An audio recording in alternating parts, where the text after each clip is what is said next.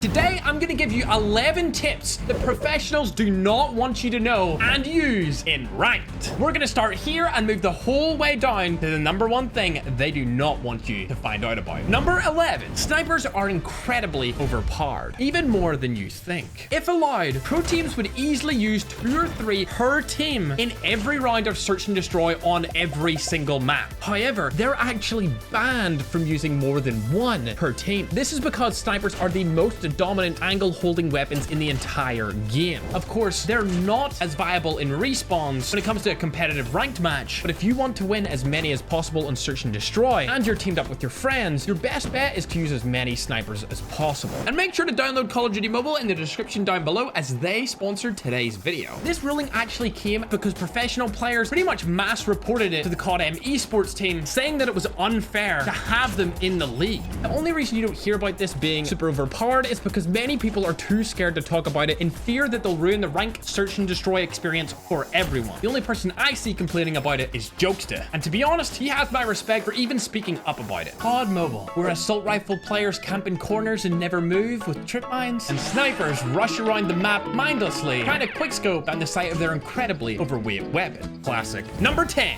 you need to time your operator around specific changes in the game mode that you are playing. For example, a hard point rotation. If you're trying to lock down a new point, your best bet is to pop your operator. If you're trying to break the point, your best bet, your operator. Funnily enough, you're actually only allowed to use 1 per team in Call of Duty Champs' rule set, which makes people believe that all of the operators are quite similar in terms of how great they are, but that's not true. Here's a list of some of the best ones that you can use. One that stands out to me is the claw, especially when you're trying to break points. You can just bounce it off walls without exposing yourself to the enemy and cause havoc. If you're going for nukes, of course, you've got kinetic, but to be honest, any kind of explosive usually works really well because for the most part, there's only 1 trophy system in each hardpoint, so you can just spam it in there and kill everyone. One of the most beneficial for objective-based modes, which may come as a surprise, is the Vortex gun. It provides you great support and lane cutoffs when you're in tricky spots as a team. Number 9, the SKS is actually by far the best gun in the entire game. This may seem surprising to a lot of people who don't watch my top 10 guns videos, but I have said this many times in the past, that the SKS is undoubtedly the most god tier weapon we have ever seen. It one-shots across the map while being a semi-automatic fast-firing marksman rifle. Not only that, but if you hit them in the chest or anywhere else, it's pretty much a 2-tap. The only reason it doesn't rank number 1 in every single list for me is because I don't want to see it spammed all day, every day. The only thing that can really counter it is snipers, because they also have the ability to 1-tap except from the chest and above. To some noobs out there, this statement may be controversial, but I honestly think that if you don't see the SKS as the best weapon in the entire game, you have an extreme skill issue when it comes to accuracy. And well, all the pros and Call of Duty Mobile themselves agree, because it's been completely banned for the future of every tournament.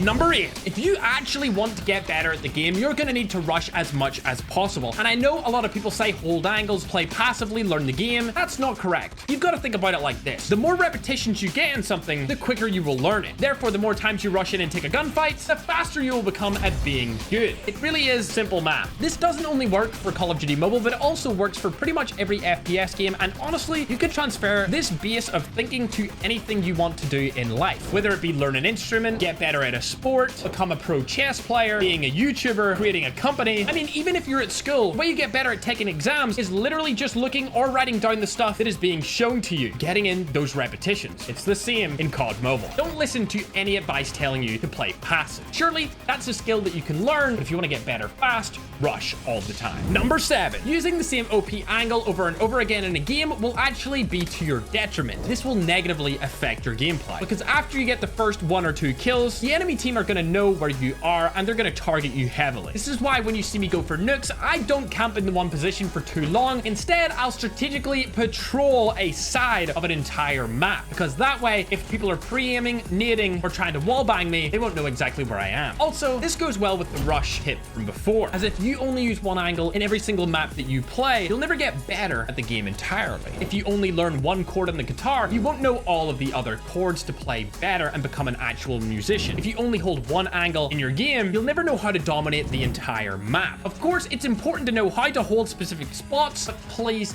don't overdo it on the same place. It will just hurt you in the long run. This is similar to number 6. In pro play, there is no such thing as camping. Once you find out all of the best spots in every single map, you can actually use them in a variety fashion in any game that you play. This is where strategically positioning yourself comes in to your advantage. You can move from one OP angle to the next, and keep rotating around to give yourself the best advantage to getting nukes, covering objectives, and overall just slaying better. The more you play, the faster you'll figure out how much time it takes to get to each spot, and also what routes work for you the best, depending on what gun you're using or how you feel. Number 5, aim training in a simulator training mode actually does very little for you once you have good mechanical skill. I know this may come as a shock to some, but hear me out. If you're only playing a simulation of very generic movements back and forth or moving forward and back, you're never actually going against an opponent that is real. You're never taking any fights that have unpredictable movements because all you're doing is tracing your aim. The majority of the player base move erratically, randomly. When you play the aim training, it's the same coordinated movement the entire time. It's predictable. Once you have decent mechanics, the only way you're going to get better is by playing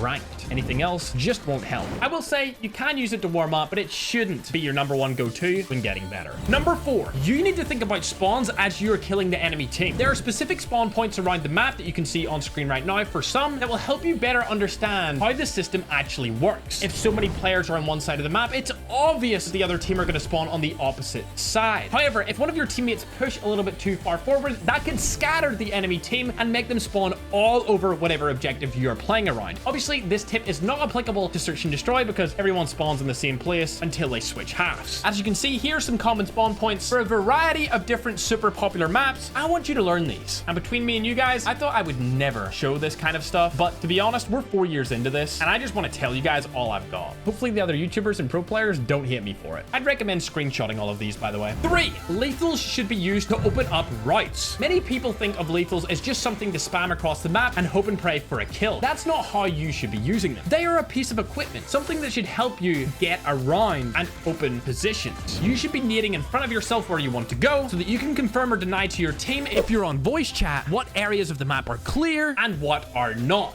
Once you learn those spawn points from the last tips, you'll also be able to use them to predict kill where you think the enemies are going to spawn. Once you know if or if not players are in the position that you're trying to go to, you should be using your tacticals to facilitate that push or get information about different areas of the map for your team. Too many of us don't use these things to our advantage, but they are extremely beneficial to your survival when playing. Number 2, oftentimes pro players will actually hide their real loadout from the public in their videos in order to keep it for a tournament. So if you see a brand new weapon come out and a pro player has given or stated a loadout that works well for them, take it with a grain of salt, use it for a bit, and test it before it's your go-to, because oftentimes they're reserving the best gunsmith for themselves in order to use it to win money. After the first tournament they use it in, however, I would trust the build that they have shown 100%, because by that point, all of the pros they're playing against will already know their build entirely off seeing it on the tournament screens. Personally, I understand why they do this, because I would want any advantage that I can get possible when playing with money on the line. However, I'm sure it's annoying for some of you guys. And number 1 is actually a mindset I want to give you guys so that you can be better at not only Call of Duty Mobile, but anything that you take part of in the future to do with life in general. The only true failure you can make when trying is giving up. I've said it many times and I'll say it again. The only L you'll ever take is in learning. As long as you keep attempting to progress into the future with positive action, you will get better and eventually win. Remember what I said at the start with repetitions. Oftentimes you'll fail, but more often than not, after 10 tries, you'll succeed. 100 tries, you'll be much better. 1,000, the difference will be insane. And 10,000 tries at something, you'll be a master. Whether that's to do with using guns, learning spots, movement, game knowledge, or anything that you're trying to progress in life, this rule applies. With that being said, I hope you enjoy, live with purpose, and subscribe.